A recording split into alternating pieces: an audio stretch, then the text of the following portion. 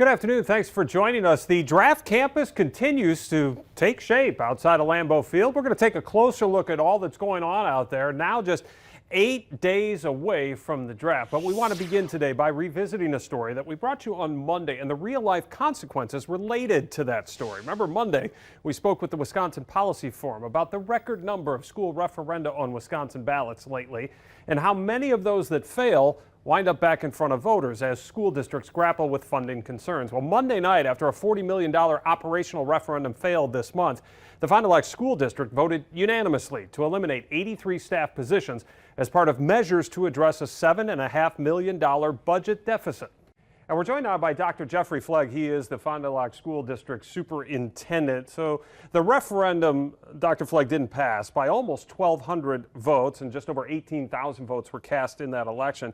Based on all the work you did leading up to Election Day, did that result surprise you?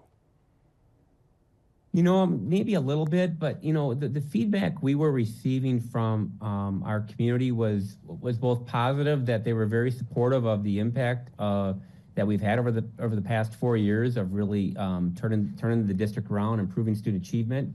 But on the other hand, I received emails where people are very concerned about their property taxes going up, and you know, and along with the price of food and groceries. Sure. And so I think was I surprised? I don't know if I was surprised, maybe a little, but I knew it was going to be very, very close. And it really, in a 55-45 vote, wasn't real close. Retries have become more prevalent here in the state. We had an in-depth conversation about that topic on Monday with the Wisconsin Policy Forum. Nearly 60% of the over 1,000 referenda that failed in the state since 1990 went back to voters within 2 years, and 70% of those eventually passed. So I guess the question is, Dr. Fleig, how soon do you think Fond du Lac voters are going to see this back on their ballot?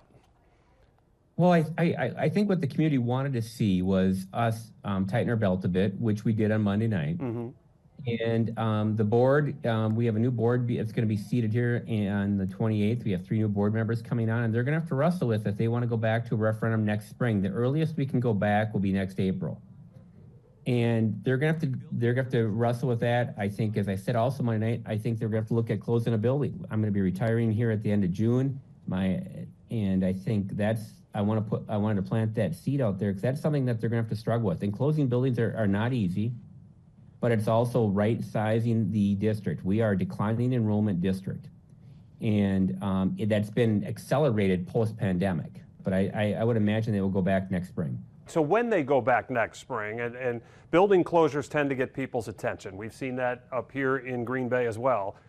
There were some other things that you had listed, the board had listed as possibilities should the referendum not pass. You haven't gone to those yet, specifically wage freezes. There was an example when we spoke on Monday with the Wisconsin Policy Forum. The Mauston School District, they had a failed referendum. They went back to voters and basically said, if it doesn't pass, we're going to have to dissolve as a school district. It did pass this time around. So there are some pretty serious things that you have on the table, or could have on the table, in front of Fond du Lac voters. I don't want to call it a fear tactic, but you called it transparency, right? So if you're closing buildings, wage freezes, and maybe even more cuts, will that get people's attention, do you think? I think so. You know, when you talk about closing a building, you know, I did a space study this year. I had that done.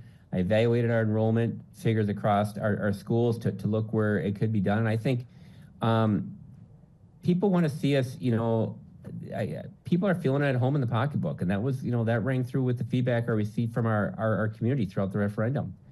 And I think a building closure, I think, could go a long way in terms of fiscally being very responsive to our voters and to our taxpayers, and really going forward, I think it will be something that the board will have to wrestle with and will be good. I think we are not close to where a Mauston was.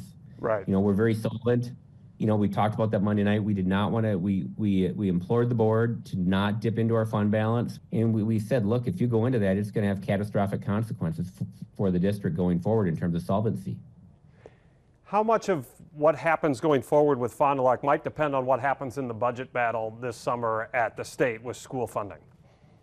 Well, I think that's a great question. You know, there are a couple things being thrown around right now at the state. I do believe both sides of the aisle want to increase special education reimbursement. Right now, we're reimbursed at about 30 cents on the dollar. I believe it's I'm hopeful it'll land around 40 cents on the dollar. Yeah, which some will are definitely, proposing 60%. Not sure it's going to get there, right?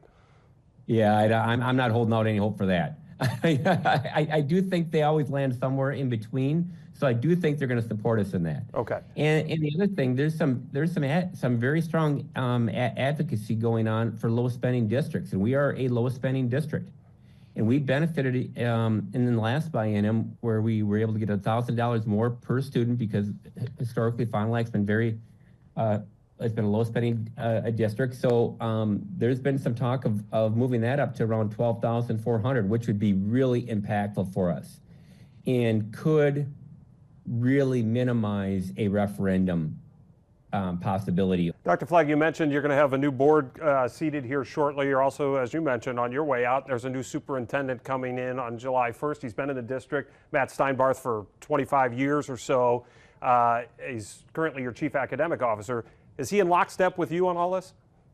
Absolutely. We've been working together on this, on the whole referendum together. He's been with me now for 3 years, and you know, really working very closely. I'm very excited for him. I think the one thing our community also has to take a look at, the Fond du Lac School District has went through a pretty incredible transformation over the last 4 years. We were ranked very lowly, very low in the state. We were 375 out of 421 school districts when I arrived. We're now 205 out of 421.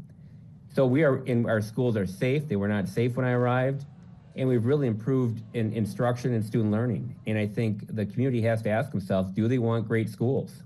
Really great schools. And right now we put a really strong foundation in place. We were just recognized by Stanford and Harvard for in the post-pandemic education recovery study. We had the most reading growth in the state of Wisconsin and one of the highest math growths in the state of Wisconsin over the last 2 years. So we're real proud of that in terms of really trying to change the narrative of the Fond du Lac School District. Well, Dr. Fleig, thanks so much for helping us through and understand this narrative that's ongoing, and we wish you the best of luck in the future. Hey, thank you very much. Appreciate the time.